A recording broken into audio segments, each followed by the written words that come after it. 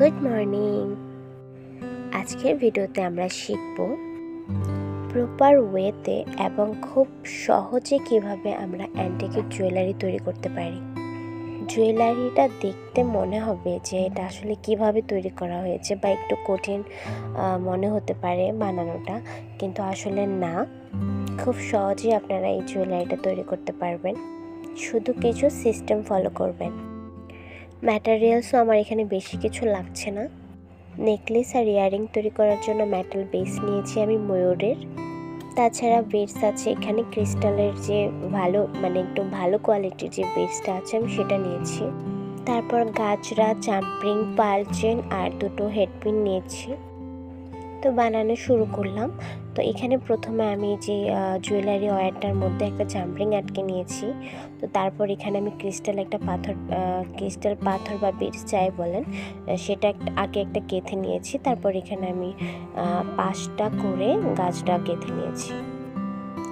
তো এরকমভাবে আমি মালাটা গাঁথবো। বিটস দেওয়ার পরে গাছটা দিয়ে নিলাম, তারপর আবার বিটস দিয়ে নিলাম, এখন আবার গাছটা দিয়ে নিচ্ছি। এরকম করে আমি 5টা বিটসের কাজ এখানে করব। মালার লং অনুযায়ী আপনার এখানে গাজরা বা বিটসের কাজটা করে নেবেন। আমি এখানে খুব বেশি লং রাখছি না, যার কারণে আমি বিটসের কাজ করছি এখানে হচ্ছে 5টা। তো 5টা বিটসের কাজ আমার করার পর এখানে আমি কিছু পরিমাণ গাজরা দিয়ে নিচ্ছি। তারপর ময়ূরের মাঝে যে মেটাল বেসটা আমি নিয়েছি সেটা গেঁথে নিচ্ছি। দেন একই রকমভাবে অপর সাইডের মালাটাও আমি গেঁথে নেব। তো মালা গাঁথার পর আমার জিনিসটা দেখতে এরকম হয়েছে। প্রথম অবস্থা ভিডিও দেখলে মনে হবে যে এই ওয়ার্কটা এই মিডলের ওয়ার্কটা কিভাবে করা হয়েছে, বাট দেখেন ভিডিও দেখলে কিন্তু মনে হবে যে না, আসলে তো খুব ইজি। তাই পুরোটা ভিডিও দেখবেন স্কিপ না করে, অনেক কিছু সহজ হয়ে যাবে। চাইলে আপনিও বানাতে পারেন, বা যদি কিনতে চান অবশ্যই সেক্ষেত্রে আমার ফেসবুক পেজের যে লিঙ্ক আছে সেখানে আপনাদের ভিজিট করতে হবে, তারপর ওখান থেকে অর্ডার কনফার্ম করতে হবে। তো আমার এখানে মালা গাঁথা হয়ে যাওয়ার পর পার্লের যে চেনটা আছে সেটা আমরা অ্যাড করে নিচ্ছি। একটা যে পার্লের চেন থাকে সেটা তো মোটামুটি ভালোই লং থাকে, সেটাকে আমি চার ভাগে ভাগ করে নিয়েছি, 4টা বাঁশ দিয়ে নিয়েছি। এটা করলে জিনিসটা একটু গর্জিয়াস লাগে।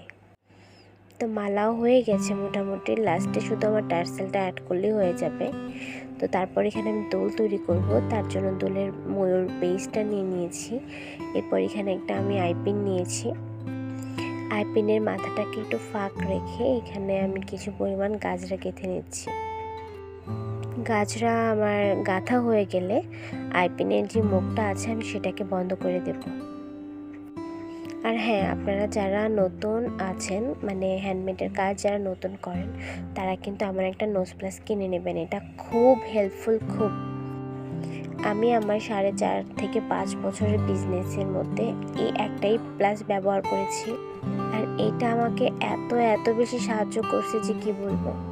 বাই দ্য ওয়ে, আইপিনে আমার গাজরা লাগানো হয়ে যাওয়ার পর এখানে আমি একটা বিটস দিয়ে নিয়েছি এবং প্রয়োজনীয় অংশ কাট করে ফেলে দিয়ে দেন আমি যে টপের যে পিসটা আছে এটা কিন্তু অ্যাটাচ করে নিয়েছি। আমার গহনা কিন্তু একদমই রেডি হয়ে গেছে এবং ভীষণ সুন্দর হয়েছে এই জুয়েলারিটা। গহনা কিনতে অবশ্যই কিন্তু আমার পেজে ভিজিট করবেন। সবাই তাহলে ভালো থাকবেন।